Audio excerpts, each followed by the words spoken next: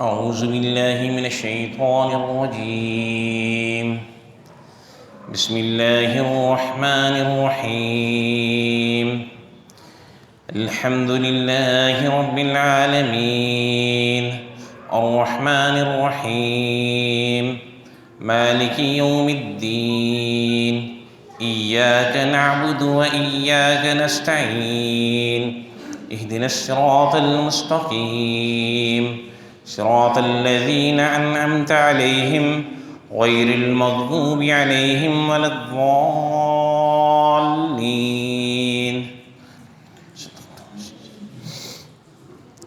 میرے عزیز دوستوں، گزشتہ دن سورہ فاتحہ کی تفسیر کی ابتدا ہوئی، جس میں اولاً تعوذ و تسمیہ کی تشریح کی گئی، اس کے بعد الحمدللہ رب العالمین اس کی تشریح کی گئی. تو مختصراً بات یہ کہ جو گزشتہ نشست میں جو تشریح کی گئی کہ جس میں قرآن کریم کی تلاوت کی ابتدا کا ضابطہ بیان کیا گیا کہ جب قرآن کریم کی تلاوت کی ابتدا کریں گے تو شیطان مردود سے پناہ مانگیں گے اللہ رب العزت کی ذات سے. اعوذ باللہ من الشیطان الرجیم کے ساتھ قرآن کریم کی تلاوت کی ابتدا کی جائے گی، اور پھر جو بھی کام شروع کریں گے اللہ رب العزت کے نام سے شروع کریں گے. بسم اللہ الرحمن الرحیم، اللہ رب العزت کے نام سے کسی کام کی ابتدا کریں گے. پھر اس کے ضمن میں یہ بات آئی تھی کہ آیا شر کے کام کی ابتدا بھی اللہ کے نام سے؟ تو پھر ہم الحمدللہ مسلمان ہیں، مومن ہیں، اور مومن سے یہ بات بعید ہے کہ وہ شر کا کام کرے.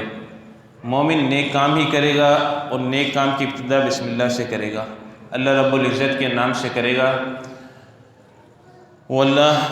جو بہت بڑا مہربان ہے اور نہایت رحم کرنے والا ہے، اس کے نام سے ابتدا ہوگی. اور پھر الحمدللہ رب العالمین کی تمام تعریفیں کس کے لیے؟ رب العالمین، اللہ رب العزت کے لیے، جو تمام جہانوں کا پالنے والا ہے، جو تمام جہانوں کا پروردگار ہے. پھر یہ بات بھی سامنے آئی کہ عالمین سے کیا مراد ہے، رب سے کیا مراد ہے، کہ بھئی رب جو ہے پالنے والے کو کہتے ہیں، جو پالتا ہے، اور اللہ رب العزت مجھے اور آپ کو پال رہے ہیں، پوری کائنات کے نظام کو پال رہے ہیں، پوری کائنات کے نظام کو چلا رہے ہیں. اور اللہ رب العزت جیسے جیسے انسان بڑا ہوتا جاتا ہے ویسے ویسے بتدریج اس کی تربیت بھی کرتے ہیں اللہ رب العزت، اور اسے پالتے بھی ہیں. اور پھر عالمین سے کیا مراد ہے؟ تو اس کے ضمن میں یہ بات آئی تھی کہ بے عالمین سے مراد تو یہ ہے کہ انسان ایک عالم ہے، جنات ایک عالم ہے، فرشتے ایک عالم ہے، اور دیگر حیوانات، پرند چرند، یہ ایک عالم ہے. اور یہ بات بھی سامنے آئی تھی کہ حضرت ابو سعید خدری رضی اللہ تعالیٰ عنہ کے قول کے مطابق تقریباً 40,000 عالم ہیں، اور دنیا جس کے اندر ہم لوگ رہ رہے ہیں، مشرق سے لے کر مغرب تک، یہ پوری کی پوری دنیا یہ ایک عالم ہے. تو ایسے 40,000 عالم ہیں، ان سارے کے سارے عالم کو اللہ رب العزت پالنے والے ہیں، اللہ رب العزت کھلانے والے ہیں، اللہ رب العزت ان سارے کے سارے عالموں کو پلانے والے ہیں. اور ایک اور قول کے مطابق 80,000 عالم ہیں. تو دنیا کتنی بڑی ہے کہ میں اور آپ پوری دنیا گھوم نہیں سکتے، اتنی بڑی دنیا ہے. تو اتنی بڑی دنیا کو کھلانا پلانا، اسے پالنا، یہ اللہ رب العزت ہی کا کام ہے، کسی اور کے بس کی بات نہیں ہے. پھر الرحمن الرحیم کہ اللہ رب العزت بے حد مہربان ہیں اور نہایت رحم کرنے والے ہیں.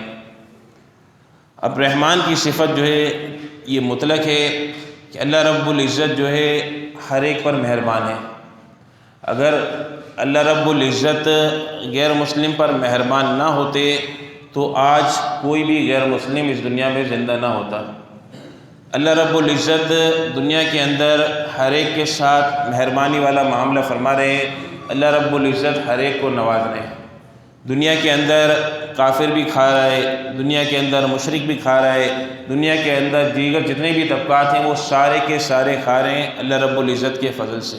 اللہ رب العزت کی مہربانی سے، اور اللہ رب العزت کی ذات ہر ایک پر مہربان ہے، ہر ایک پر اللہ رب العزت کا کرم ہے، خواہ وہ جاندار ہو، خواہ وہ دیگر چیزیں ہوں، دیگر مخلوقات ہوں، خواہ وہ انسانوں کی جنس سے ہوں، خواہ وہ ملائکہ کی جنس سے ہوں، خواہ وہ جنات کی جنس سے ہوں، خواہ وہ دیگر کسی اور مخلوق کی جنس سے ہوں، ہر ایک پر اللہ رب العزت کی ذات مہربان ہے۔ اور پھر رحیم، نہایت ہی رحم کرنے والے، یہ اللہ رب العزت اپنے فضل سے مسلمانوں پر، مومنین پر رحم فرمائیں گے۔ آخرت کے اندر اللہ رب العزت مسلمان اور مومنین پر خاص اپنا کرم فرمائیں گے، خاص اپنا انعام فرمائیں گے، خاص اپنا فضل فرمائیں گے۔ اور یہ اللہ رب العزت کی رحیم والی صفت یہ مسلمانوں کے ساتھ خاص ہے کہ مسلمانوں پر اللہ رب العزت خصوصی انعام فرمائیں گے، خصوصی فضل فرمائیں گے کہ جب اس دنیا سے ہم رخصت ہوں گے تو اللہ رب العزت کے فضل سے، اللہ رب العزت کے کرم سے اور اللہ رب العزت کی مہربانی سے، اللہ رب العزت کے انعام سے ہم نوازے جائیں گے۔ ورنہ ہماری حقیقت ہمیں خوب معلوم ہے کہ ہم نے دنیا کے اندر کیا ہے، کس قدر تیاری کی ہے آخرت کے اعتبار سے، اور دنیا کے اعتبار سے کتنی تیاری کی ہے، ہم میں سے ہر ایک کو اپنا معلوم ہے۔ تو یہ اللہ رب العزت اپنا خصوصی فضل فرمائیں گے، رحم والا معاملہ فرمائیں گے مسلمانوں پر، مومنین پر، اور اللہ رب العزت سے رحم کو طلب کرنا ہے۔ مالک یوم الدین،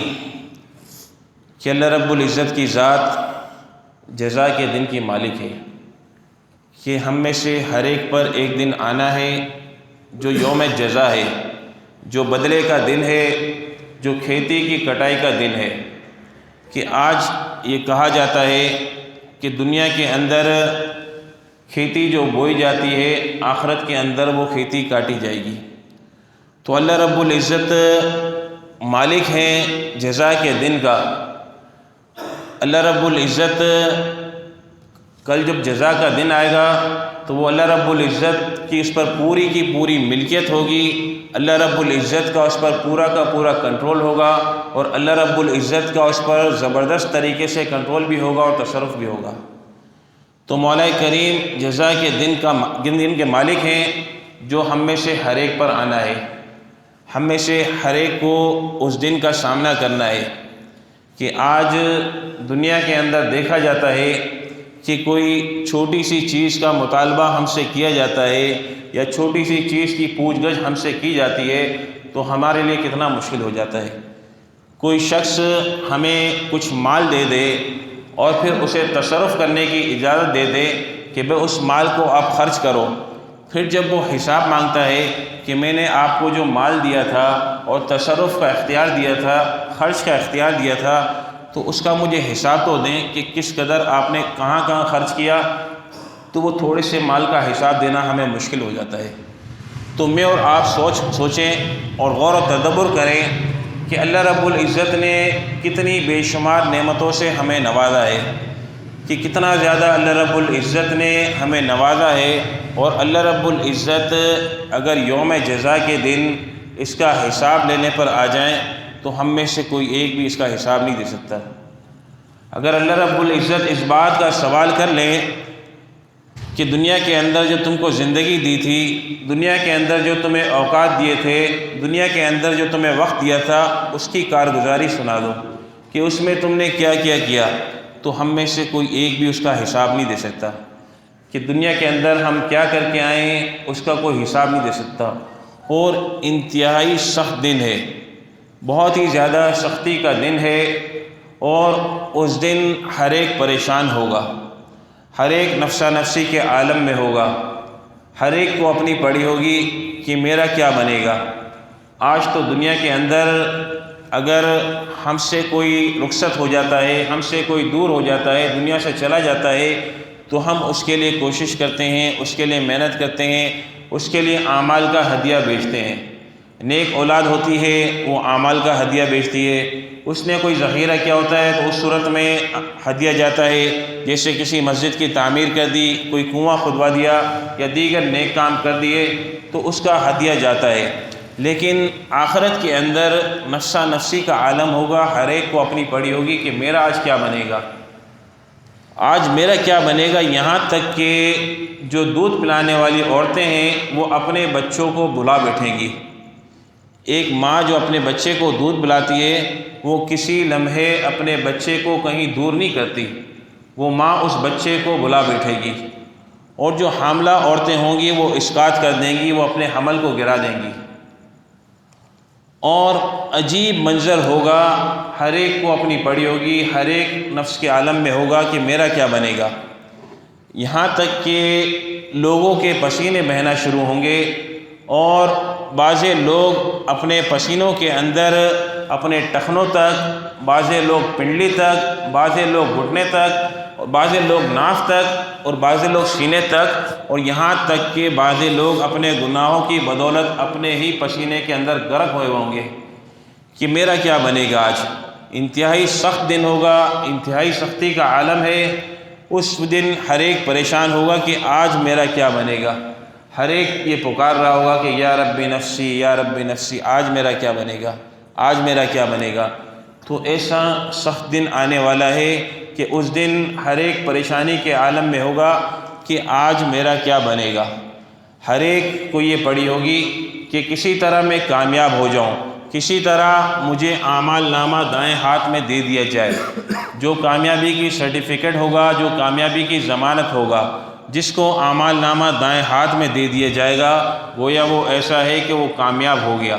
پھر وہ ناکام نہیں ہوگا۔ اور جس کو اعمال نامہ بائیں ہاتھ میں دیا گیا، گویا کہ وہ ناکامی کی ضمانت ہوگا۔ پیچھے سے اسے نامہ اعمال دیا جائے گا، بائیں ہاتھ میں اسے دیا جائے گا، جو انتہائی افسوس کا عالم ہوگا۔ آج دنیا کے اندر دیکھتے ہیں کہ کسی شخص کا اگر کوئی، جیسے ہمارے بچے تعلیم حاصل کرتے ہیں تو تعلیم کا جو دورانیہ ہوتا ہے، جیسے 1 سال کا دورانیہ ہے ایک جماعت کا، کہ وہ 1 سال کے اندر دورانی کے اندر محنت کرتا ہے، اور محنت کرنے کے بعد پھر نتیجے کا دن آتا ہے، امتحان کا دن آتا ہے، پھر وہ امتحان دیتا ہے۔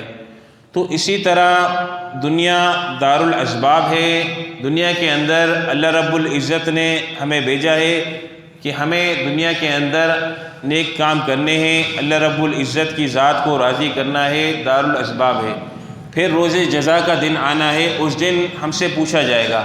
کہ دنیا کے اندر کیا کارگزاری کی، کہ دنیا کے اندر جو مہلت دی تھی، دنیا کے اندر جو وقت دیا تھا، اس کے اندر کیا کارگزاری کی۔ تو گویا کہ یہ دارالاسباب کے اندر ہم بیٹھے ہیں، اور ہمیں روز جزا کے دن کے اعتبار سے تیاری کرنی ہے، جو سخت دن آنے والا ہے اس کی تیاری کرنی ہے۔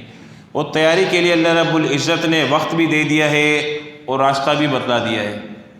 اب ہمارا کام ہے اس پہ چلنا، اس پہ محنت کرنا، اللہ رب العزت سے مدد مانگنا، اللہ رب العزت سے فضل مانگنا کہ اللہ رب العزت ہمیں اس راستے پر چلا دے، تو پھر روز جزا کے دن پشیمانی نہیں ہوگی۔ ورنہ اگر ایک مجمع کے اندر بلا کر کسی بچے کو بلایا جائے اور اس کے والدین کے سامنے کہا جائے کہ بھئی آپ کا بچہ ناکام ہو گیا، تو والدین پریشان ہو جاتے ہیں کہ میرا بچہ ناکام ہو گیا، اور بڑی ذلت کا سامان ہوتا ہے اس کے لیے۔ اور اگر اسی طرح کسی بچے کو بلا کے کہا جائے کہ بھئی والدین کو بلایا جائے کہ آپ کے بچے نے تو بڑی عمدہ کامیابی حاصل کی ہے، اور یہ کامیابی کا سرٹیفکیٹ ہے، اور یہ بچے کا نتیجہ ہے، تو والدین خوش ہو جاتے ہیں اور والدین اترانے لگتے ہیں۔ تو کل روز جزا کے دن فیصلے کا دن ہے، کامیابی اور ناکامی کے فیصلے کا دن ہے، اور یہ دارالامتحان ہے، دارالاسباب ہے، یہاں ہمیں تیاری کرنی ہے۔ تو ہمیں اللہ سے مانگنا ہے کہ اللہ رب العزت ہم پر اپنا فضل فرمائے اور دنیا کے اندر ہمیں تیاری کی توفیق نصیب فرمائے۔ اور پھر ایاک نعبد، پہلی جو 3 آیتیں گزریں، الحمدللہ رب العالمین الرحمن الرحیم مالک یوم الدین، یہ گویا کہ ان پہلی 3 آیتوں کے اندر اللہ رب العزت کی حمد و ثنا، اللہ رب العزت کی بزرگی بیان کی گئی ہے۔ اور یہ جو درمیانی آیت ہے ایاک نعبد و ایاک نستعین، اس میں دو جز ہیں۔ ایک تو یہ ہے کہ ایاک نعبد، کہ ہم بندگی کس کی کرتے ہیں، ہمیں بندگی کس کی کرنی ہے، اللہ رب العزت کی، کہ ہم اللہ رب العزت کی بندگی کرتے ہیں، اور وہی اللہ بندگی کے لائق ہے، وہی اللہ بندگی کے قابل ہے، اس کے علاوہ بندگی کے کوئی لائق نہیں ہے، اس کے علاوہ کوئی عبادت کے لائق نہیں ہے۔ ہمیں عبادت کرنی ہے تو صرف اور صرف اللہ رب العزت کی عبادت کرنی ہے۔ ایاک نعبد، کہ ہمیں بندگی کسی اور کی نہیں کرنی، ہمیں بندگی صرف اور صرف اللہ رب العزت کی کرنی ہے۔ اللہ رب العزت کی بندگی میں آ جانا ہے، اپنے آپ کو اللہ رب العزت کے حوالے کر دینا ہے کہ مولا کریم جیسے آپ کی منشا ہے میں ویسے زندگی گزاروں گا، جس طرح آپ چاہتے ہیں، جس طرح آپ کی چاہت ہے میں اسی چاہت کے مطابق اپنی زندگی کو بسر کروں گا، اس چاہت سے ہٹ کر میں اپنی زندگی کو گزارنے کی کوشش نہیں کروں گا۔ تو اللہ رب العزت سے کے سامنے ہم میں سے ہر ایک نے اس بات کو اظہار کرنا ہے اور اس پر محنت کرنی ہے کہ ہم عبادت کریں گے تو صرف اور صرف اللہ رب العزت کی عبادت کریں گے، اور اللہ رب العزت کی ذات کے ساتھ ہم کسی کو شریک نہیں ٹھہرائیں گے۔ عبادت کے اندر اور مدد مانگنے کے اندر، نصرت کے اعتبار سے اور دیگر اعتبار سے اللہ رب العزت کی ذات کے اندر ہم کسی کو شریک نہیں ٹھہرائیں گے۔ اللہ رب العزت وحدہ لا شریک ہے اور شرکت سے بیزار ہے۔ اللہ رب العزت کو کسی کی شرکت پسند نہیں ہے کہ ہم اللہ رب العزت کی عبادت کے اندر کسی کو شریک ٹھہرا لیں، یہ اللہ رب العزت کو پسند نہیں ہے۔ ہم میں سے اس بات پر غور کریں کہ اگر ہماری بیوی اگر کسی اور سے مدد مانگے یا کسی اور کے پاس جائے تو اس شوہر کو کتنا برا لگے گا کہ میری بیوی ہو کر دیگر کے پاس مدد مانگتی ہے، کیا میں تمہاری حاجت کو پورا نہیں کرتا، کیا میں تمہاری جو خواہشات ہیں اس کے پورا نہیں کرتا؟ تو اللہ رب العزت کی ذات کے قربان جائیں کہ ہماری کون سی ایسی حاجت ہے جس کا پورا کرنا اللہ رب العزت کے اختیار میں نہیں ہے؟ ہماری کوئی حاجت ایسی نہیں جس کا پورا کرنا اللہ رب العزت کے اختیار میں نہیں۔ اللہ رب العزت ہر قسم کی حاجتوں کو پورا کرنے والے ہیں۔ اللہ رب العزت ہماری تمام کی تمام حاجتوں کو پورا کرنے والے ہیں، اور اب تک جب ہم بالکل چلنے کے قابل نہیں تھے، جب ہم بولنے کے قابل نہیں تھے، جب ہم کسی چیز کو پکڑنے کے قابل نہیں تھے، اس وقت سے لے کر آج تک اللہ رب العزت ہمیں پال رہے ہیں، اللہ رب العزت ہماری حاجتوں کو پورا کر رہے ہیں، اور موت تک اللہ رب العزت ہماری حاجتوں کو پورا کریں گے، اور اللہ رب العزت کے یہاں سے کوئی مطالبہ نہیں ہوتا۔ اب گزشتہ دنوں میں ایک تحریر پڑھ رہا تھا، تو اس تحریر کے اندر یہ لکھا ہوا تھا کہ ایک شخص جو بڑی عمر کا شخص تھا، اسے سانس کی بیماری تھی، سانس کی تکلیف تھی، اور ڈاکٹروں نے یہ کہا کہ بھئی اسے وینٹیلیٹر پہ ڈالنا پڑے گا، جو مصنوعی سانس کی مشین ہوتی ہے اس پر ڈالنا پڑے گا۔ تو ایک دن یا 2 دن اسے مصنوعی سانس پر رکھا گیا اور پھر وہ شخص صحتیاب ہو گیا۔ تو پھر اس ہاسپٹل والوں نے کہا کہ ہم آپ سے جتنا آپ کا علاج ہوا ہے، جتنی آپ پر دوائی کی مد میں خرچ ہوا ہے، جتنا ہاسپٹل کے کرائے کی مد میں خرچ ہوا ہے، ہم آپ سے اس کا مطالبہ نہیں کرتے، ہمیں صرف آپ نے جو 1 دن یا 2 دن مصنوعی سانس کے ذریعے جو مشین استعمال کی ہے اس مشین کا آپ کرایہ دے دیں۔ تو وہ شخص رونے لگا، تو لوگ پریشان ہوئے کہ کیا آپ کے پاس اتنی دولت نہیں ہے یا اتنا مال نہیں ہے کہ آپ 1 دن کا یا 2 دن کا مشین کا کرایہ دے دیں؟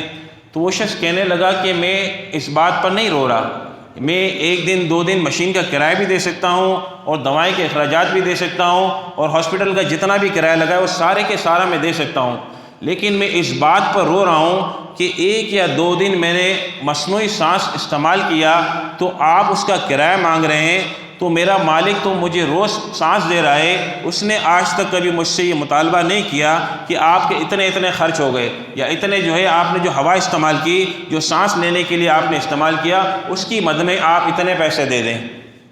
یا اس کی مد میں آپ فلاں چیز صدقہ کر دیں۔ تو ایسا تو اللہ رب العزت کی ذات کی طرف سے مطالبہ نہیں ہوتا۔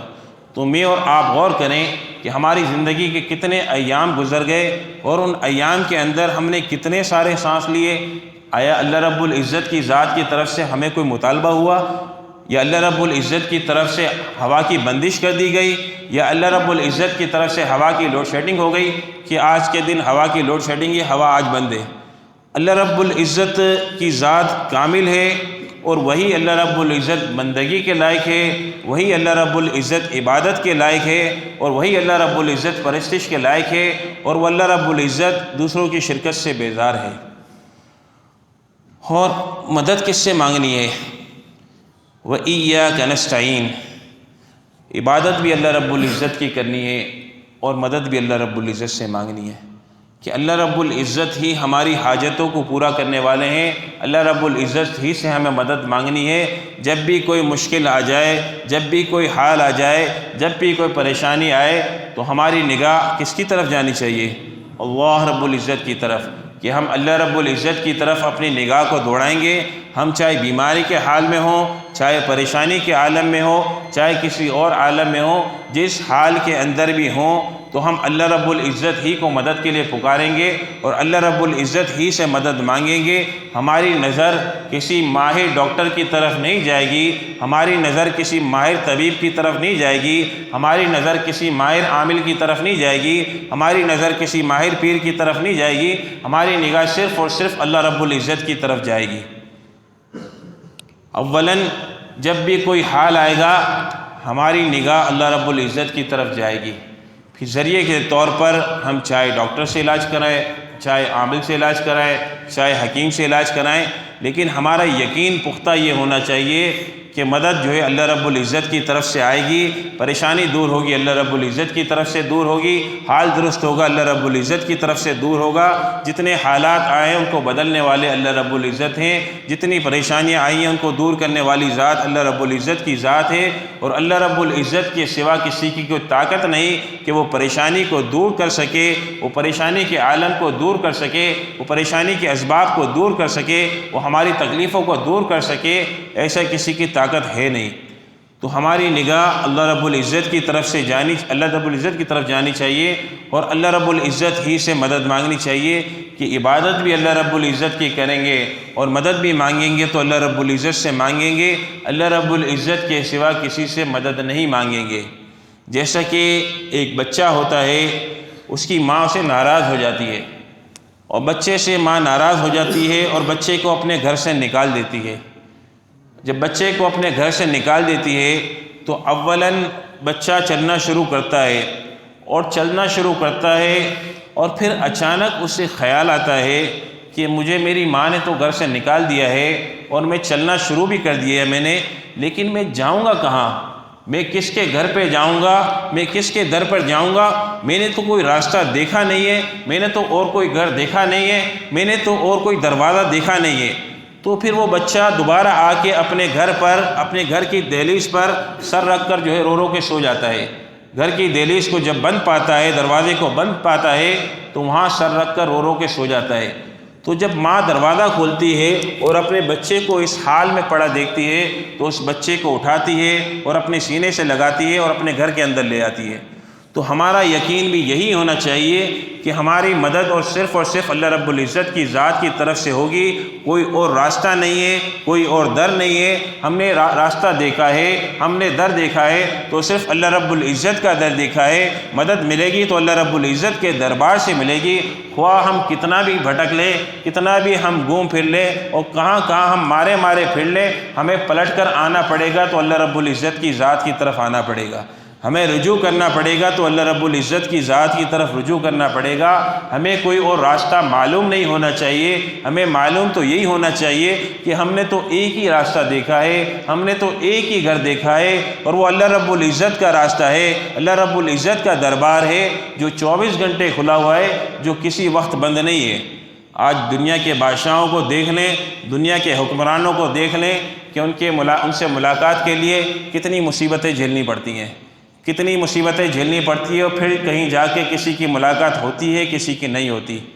تو اللہ رب العزت کی ذات کے قربان جائیں، جو سارے بادشاہوں کے بادشاہ ہیں، اس اللہ رب العزت کی ذات سے ملاقات کے لیے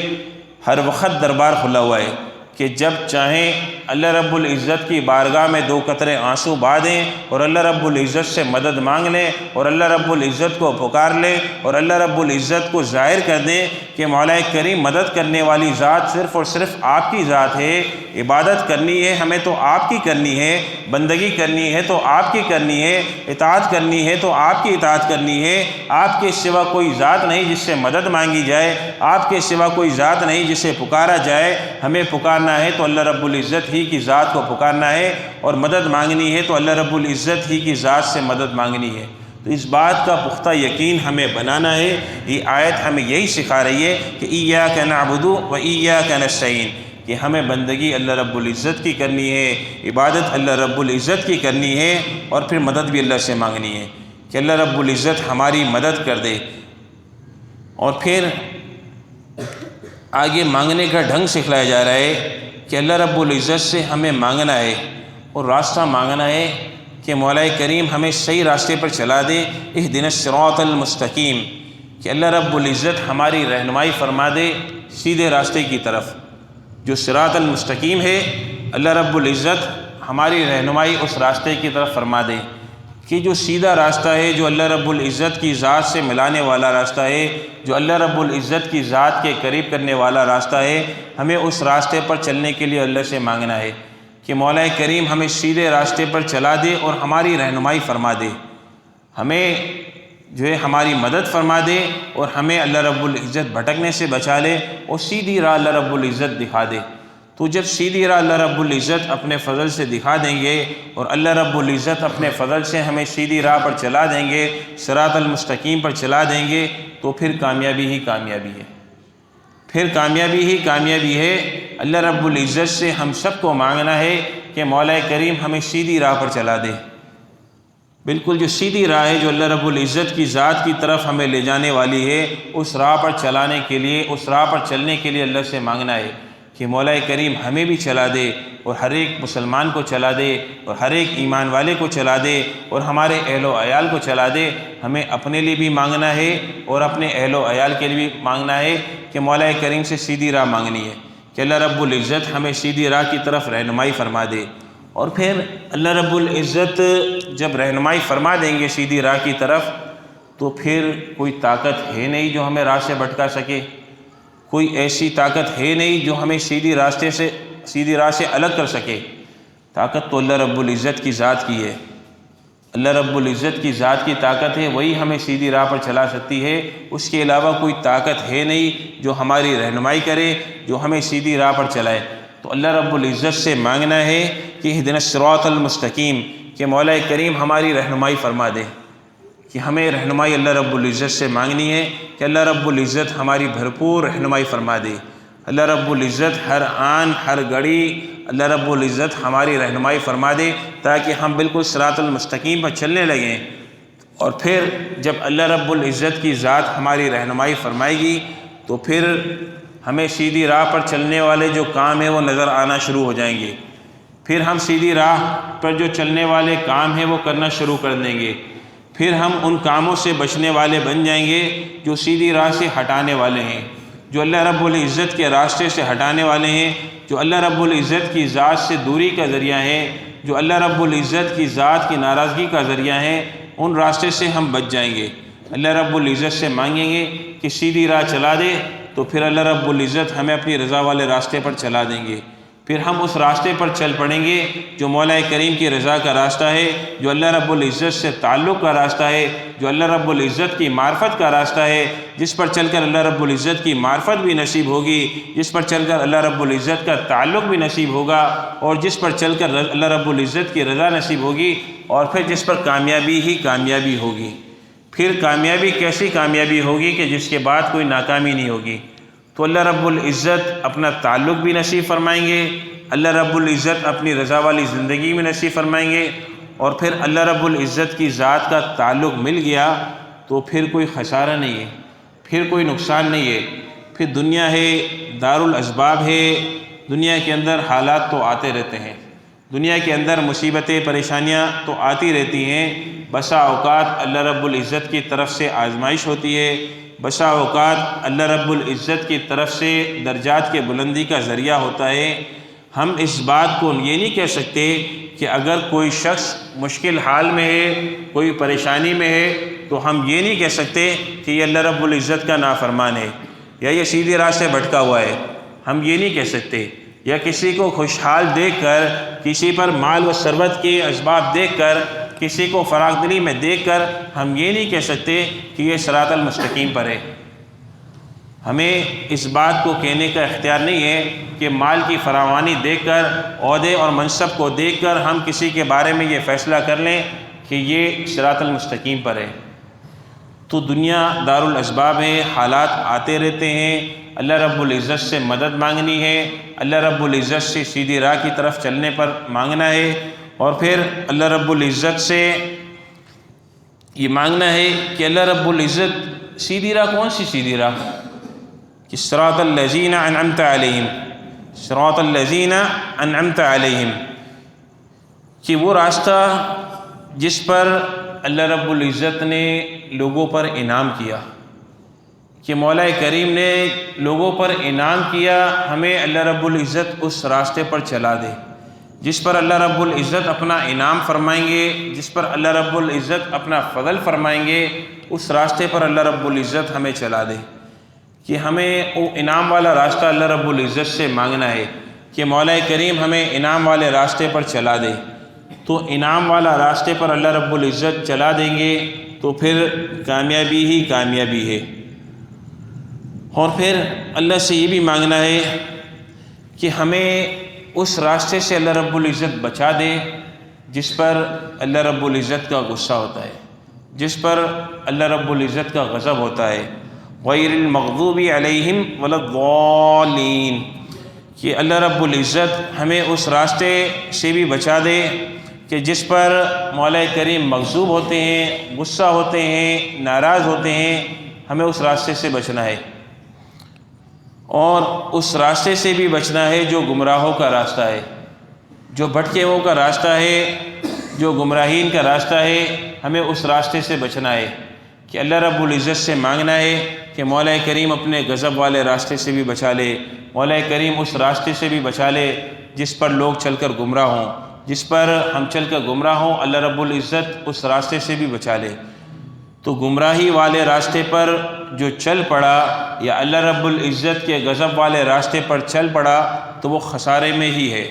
پھر وہ ناکامی کے اندر ہی ہے، پھر وہ مال کے اعتبار سے خواہ عروج پر ہو یا زوال پر ہو، پھر وہ خواہ عہدے کے اعتبار سے، منصب کے اعتبار سے عروج پر ہو یا زوال پر ہو، لیکن در حقیقت وہ خسارے کے اندر ہی ہے۔ وہ اس شخص کے بارے میں یہ کہا جا سکتا ہے کہ وہ شخص خسارے کے اندر ہے، کہ اللہ رب العزت کے غضب والے راستے پر ہے، اللہ رب العزت کی طرف سے گمراہی کے راستے پر ہے۔ تو ہمیں پناہ مانگنی ہے کہ مولا کریم ہمیں اس راستے سے بچا لے کہ جو مغضوبین کا راستہ ہے، جو غضب والوں کا راستہ ہے، جو ضالین کا راستہ ہے، جو گمراہوں کا راستہ ہے۔ اب ایک تو یہ کہ ہمیں علم نہیں اور ہم راستے پر چل پڑے، اور ایک تو یہ ہے کہ ہمیں علم ہے، مولا کریم نے راستے کا علم دیا ہے، لیکن اس کے باوجود ہم سرکشی کرتے ہیں، تو یہ تو بڑا نقصان ہے۔ یہ تو پھر دوہری ناکامی ہے کہ ایک تو بچہ ہوتا ہے، کسی کام کو سیکھنے لگتا ہے، تو جب وہ بچہ زیر تربیت ہوتا ہے تو اس کی کوتاہی کو برداشت کیا جاتا ہے کہ بچہ ہے، ابھی زیر تربیت ہے، یہ کام کو سیکھنے والا ہے، ابھی سیکھا نہیں ہے پوری طرح، ابھی اسے معلوم نہیں ہے کہ راستہ کون سا صحیح ہے، تو اس کے ساتھ کچھ درگزر والا معاملہ کیا جاتا ہے۔ لیکن جب سیدھی راہ سیکھ لے اور راستہ اس کو معلوم پڑ جائے کہ کون سا راستہ صحیح ہے، اس کے باوجود وہ غلطی کرے، اس کے باوجود وہ کوتاہی کرے، تو پھر اس کی پکڑ دوڑی ہے، اس کی دھوری پکڑ ہے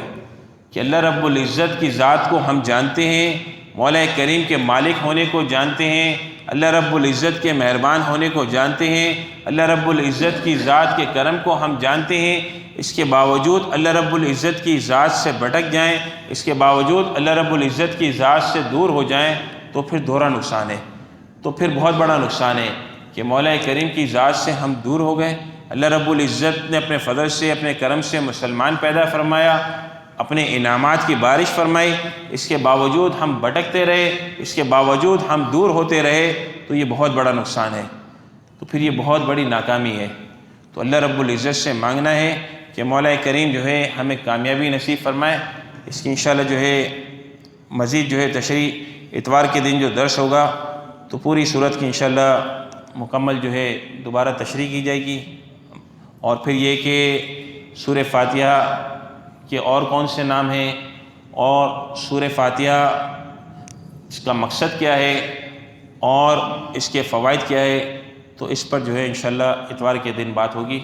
تو تمام حضرات جو ہے اتوار کے دن عشاء کے بعد درس قرآن ہوگا، تو اس کے اندر بھی جو شرکت فرمائیں، خود بھی شرکت فرمائیں اور دیگر لوگوں سے بھی جو شرکت کی درخواست کریں۔ اللہ رب العزت ہمارا بیٹھنا قبول فرمائے، اور اللہ رب العزت ہمارا تعلق قرآن کریم کے ساتھ جوڑ دے، اور قرآن کریم کی نسبت کے ساتھ ہمیں جوڑ دے، اور حامل قرآن میں اللہ رب العزت ہمارا شمار فرما دے، اور قرآن کریم کی خدمت کے لیے ہمیں اور ہماری اولادوں کو قبول فرمائے۔ وآخر دعوانا الحمدللہ رب العالمین۔